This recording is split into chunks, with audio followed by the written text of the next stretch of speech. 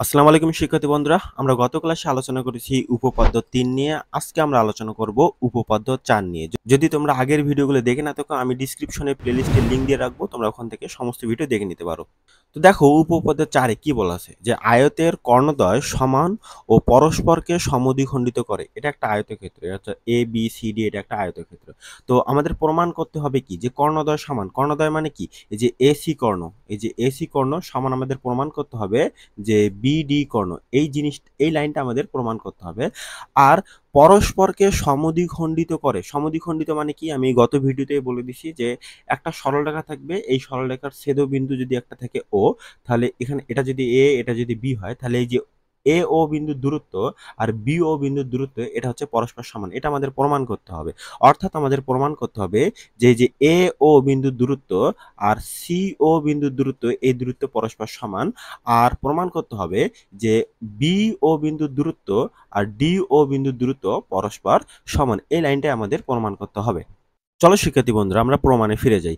প্রমাণের জন্য আমাদের প্রথমে বিশেষ নির্বাচন লিখতে হবে। আমাদের প্রথমে লিখতে হবে যে এ বি সি ডি একটা আয়তক্ষেত্র, এবং এই আয়তক্ষেত্রের এই যে এ সি বাহু কর্ণ আর বিডি বাহু হচ্ছে পরস্পর কর্ণ। এই কর্ণদ্বয় পরস্পর ও বিন্দুতে ছেদ করে, আমাদের এটা লিখতে হবে। আর প্রমাণ করতে হবে যে ১ নম্বর, যে এসি আর বিডি এই কর্ণদ্বয় পরস্পর সমান, এই যে অর্থাৎ আয়তক্ষেত্রের কর্ণদ্বয় সমান আর পরস্পরকে সমদ্বিখণ্ডিত করে, এটা দুইটা প্রমাণ। আর ২ নম্বর প্রমাণ হচ্ছে যে এও আর সিও বাহু পরস্পর সমান, আর বিও আর ডিও বাহু পরস্পর সমান। তো প্রমাণের জন্য আমাদের প্রথমেই লিখতে হবে যে আয়ত একটি সামান্তরিক। তো আয়ত একটি সামান্তরিক, আমরা গত ক্লাসে সামান্তরিক প্রমাণ করেছি। যে শিক্ষার্থী বন্ধুরা, আমরা গত ক্লাসে সামান্তরিক প্রমাণ করছি। দেখো সামান্তরিকেও কিন্তু একই জিনিস প্রমাণ করতে বলছে, যে কর্ণদ্বয় পরস্পরকে সমদ্বিখণ্ডিত করে। অর্থাৎ এই বিও বাহুর দূরত্ব আর ডিও বাহুর দূরত্ব পরস্পর সমান, এই জিনিসটা আমাদের প্রমাণ করতে বলছে, আবার আয়তক্ষেত্রের জন্য। তো আমরা বলতেই পারি যে আয়ত একটি সামান্তরিক, সুতরাং আমরা বলতেই পারি যে এ ও বাহুর দূরত্ব আর সি ও বাহুর দূরত্ব পরস্পর সমান, যেহেতু এটা সামান্তরিক। তো আবার এটা এভাবেও বলতে পারি যে বি ও বাহুর দূরত্ব আর ডি ও বাহুর দূরত্ব পরস্পর সমান। এই যে প্রথম ধাপ শেষ। কারণ যথার্থতায় কি লিখতে পারি, যে সামান্তরিকের কর্ণদ্বয় পরস্পরকে সমদ্বিখণ্ডিত করে। এই জিনিসটা আমরা জানি, আর আমরা প্রমাণ করে এসেছি উপপাদ্য ৩-এ। এখন ২ নম্বর ধাপ দেখো। তো ২ নম্বর ধাপে এই আয়তক্ষেত্রটাকে আমরা দুইটা ত্রিভুজে বিভক্ত করব। কিভাবে দুইটা ত্রিভুজে বিভক্ত করব? আমরা ত্রিভুজ এ বি আর ডি, অর্থাৎ ত্রিভুজ এটা যে এ ও বি বলতে এই ত্রিভুজটাকে বোঝাচ্ছে, এই যে এই ত্রিভুজটাকে বোঝাচ্ছে। ঠিক আছে, দেখো এটা একটা ত্রিভুজ যে এ বি ডি। আর একটা ত্রিভুজ হচ্ছে যে এ ডি সি। আর একটা ত্রিভুজ কি বললাম, এ ডি সি। অর্থাৎ এই যে আরেকটা ত্রিভুজ, এই যে এইটা আরেকটা ত্রিভুজ।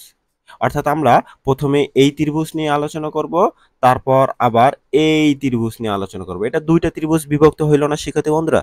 তাহলে আমরা বলতেই পারি যে ত্রিভুজ এবিডি ও ত্রিভুজ এসিডি, অর্থাৎ এই ত্রিভুজ আরেকটা ত্রিভুজ হচ্ছে এই যে এখান থেকে এখানে আরেকটা ত্রিভুজ। ঠিক আছে, এই দুইটা ত্রিভুজের বাহু কোনটা? এবি বাহু। অর্থাৎ এই যে এবি বাহু আর এই যে সিডি বাহু, এই দুইটা বাহু কি পরস্পর সমান হবে না? অবশ্যই হবে। কারণ কি, দেখো এই যে এই ত্রিভুজের অতিভুজ এটা, আবার এই ত্রিভুজের হচ্ছে অতিভুজ এটা। তাহলে দেখো এই বিন্দু আর এই বিন্দু যেহেতু পরস্পর সমান, তা আমরা বলতেই পারি যে এবি বাহুর দূরত্ব আর সিডি বাহুর দূরত্ব পরস্পর সমান। এই জিনিসটা এখানে দেওয়া আছে।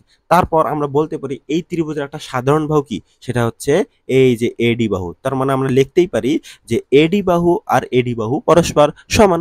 তো অন্তর্ভুক্ত কোণ দেখো, অন্তর্ভুক্ত কোণ হচ্ছে ডিএবি। ডিএবি কোণটা, যে ডিএবি অর্থাৎ এই কোণ। ঠিক আছে, এই কোণ। আর কোণ এডিসি অর্থাৎ এই কোণ, এই দুইটা কোণও কিন্তু পরস্পর সমান। আর আমরা আগে থেকেই জানি যে আয়তক্ষেত্রের প্রতিটা কোণ সমকোণ। তো এই কোণ অবশ্যই পরস্পর সমান হবে। সুতরাং আমরা বলতেই পারি যে ত্রিভুজ এবিডি আর ত্রিভুজ এসিডি, মানে এই ত্রিভুজ আর এই ত্রিভুজ পরস্পর সমান। অতএব আমরা বলতে পারি যে এসি কর্ণ আর বিডি কর্ণ পরস্পর সমান। আশা করি শিক্ষার্থী বন্ধুরা তোমরা উপপাদ্য ৪টা ভালোভাবে বুঝতে পারছো। আমরা পরবর্তী ক্লাসে উপপাদ্য ৫ নিয়ে আলোচনা করব। তারপরে আমরা আলোচনা করব চতুর্ভুজের ক্ষেত্রফল। আমরা এই অধ্যায়ের প্রতিটা ভিডিও প্লেলিস্ট আকারে তৈরি করতেছি। তোমরা অবশ্যই প্লেলিস্ট থেকে সমস্ত ভিডিও দেখে নিতে পারো। আমি ডিসক্রিপশনে প্লেলিস্টের লিঙ্ক দিয়ে রাখবো। আসসালামু আলাইকুম তোমাদের সবাইকে।